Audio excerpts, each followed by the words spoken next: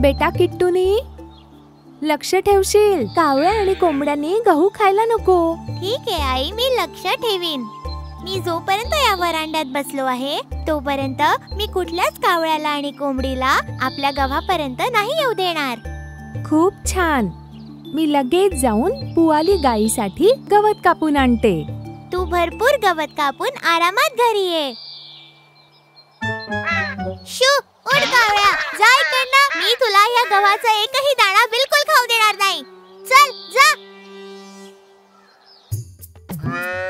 वाह, हे गाईचं वासरू धावताना किती गोड दिसतंय. अरे, तू माझी मस्करी का करतोयस? मी तुझ्यापेक्षा अजून वेगानं धावू शकते. थांब तर, बघच तू. अरे, किती वेगानं धावतेय. तुला काय वाटलं तू मला हरवू शकते? बघितलं ना, हरवलं ना मी तुला. आता मी धावतो, तू मला पकड. किट्टूनी, बेटा किट्टूनी. अरे, आई मला बोलवतेय का? नाही, मी इतक्या लवकर घरी नाही जाणार. मला अजून काही वेळ तुझ्यासोबत खेळायचंय. पाऊस येणार आहे ना, म्हणून बहुतेक आई मला बोलवत असेल. ते गहू आई एकटी आवरून ठेवू शकते ना? बेटा, अरे, आता तर माझी पण आई मला बोलवतेय. किट्टूनी, मी अजून नाही खेळू शकत. माझी आई मला बोलवतेय, मला जावं लागेल.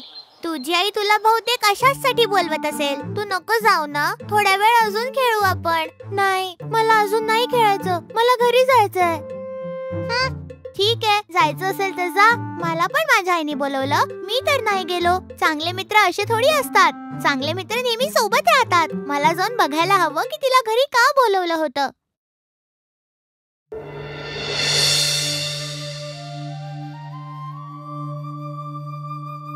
अगं आई, आपण खेळत असताना आपल्या आयांनी आपल्याला आवाज दिला. मी तर नाही गेलो आणि खेळत राहिलो.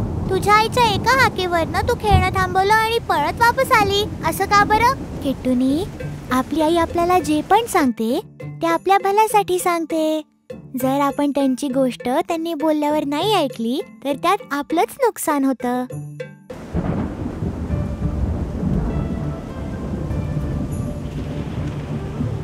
अरे बापरे, किती जोरात वारा सुटलाय.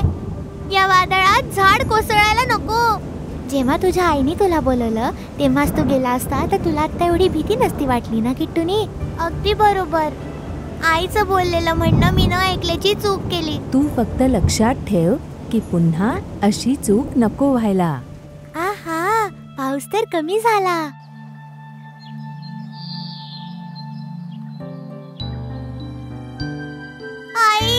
कुठे होतास रे तू? आई, मला माफ कर आई.